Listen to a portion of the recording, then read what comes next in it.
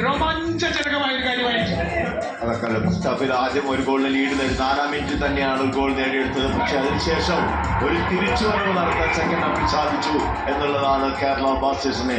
തോറ്റു നിന്നതിന് ശേഷം ലീഡ് നേടിയെടുക്കുന്നു. അതിനുശേഷം വീണ്ടും സമനിലയിലേക്ക് വരുന്നു. അവസാനം നോവയുടെ ഇതായിരുന്നു ആ ഈക്വലൈസിംഗ് ഗോൾ. ഇവിടെ ഈസി ആയിരുന്നു ത്രൂ പാസ് നൽകുന്നവരെ സിംഗിന്റെ 4ാമത്തെ അസിസ്റ്റ്, അതുപോലെ തന്നെ 4ാമത്തെ ഗോളും കാണാൻ പോകുന്നത്. അതിനുശേഷം തുടരെ അറ്റാക്കുകൾ നടത്തുന്നു. ഹിമിനസിനെ കൊണ്ടുവരുന്നു സെക്കൻഡ് ഹാഫിൽ. അവിടെയും നല്ലൊരു കമ്പൈൻ മൂവ്മെന്റിലൂടെ ഗോൾ കണ്ടെത്താൻ സാധിക്കുകയാണ്. അവിടെ ഒരു പവർഫുൾ ക്രോസ് ലെഫ്റ്റിൽ ഫിനിഷിംഗ് മാൻ അതാണ് ഹിമിനസ്. ലാസ്റ്റ് ടച്ച് എന്റെ ആയിരിക്കുമെന്ന് എല്ലാ കളികളും കാണുന്ന പോലെ 10ാമത്തെ ഗോൾ ഈ കളിയിൽ സ്കോർ. അതൊരു ഫ്രീ കിക്കിൽ നിന്ന് പോസ്റ്റ് തട്ടി വരുന്നുണ്ട്.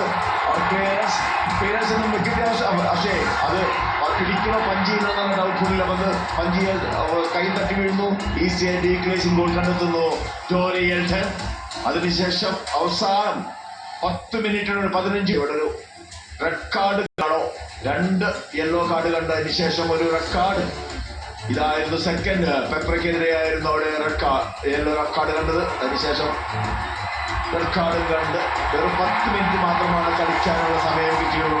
സംഭവമായി വന്നു പെട്ടെന്ന് തന്നെ പുറത്തേക്ക് പോകേണ്ടി വന്നു.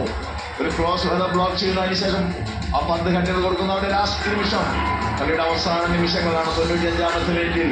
അത് വീണ്ടും ബിബി മോഹന്റെ പാസ് വൈഡിലേക്ക്. അതിൽ നിന്ന് ഒരുപാട് തവണ ബ്ലോക്ക് ചെയ്തു റഹീം അലി. പക്ഷെ അവസാനം ആ കാലിൽ തട്ടിയെങ്കിലും അത് ഗോൾ കീപ്പറെ തടയ്ക്കുന്നതിലൂടെ നെറ്റിലേക്ക് പോയിരുന്നു. അങ്ങനെ 3-2 വിജയം നേടിയെടുക്കാൻ കേരള ബ്ലാസ്റ്റേഴ്സ് തുടർച്ചയായ 2ാം മത്സരവും കേരള ബ്ലാസ്റ്റേഴ്സ് വിജയിക്കുന്നു.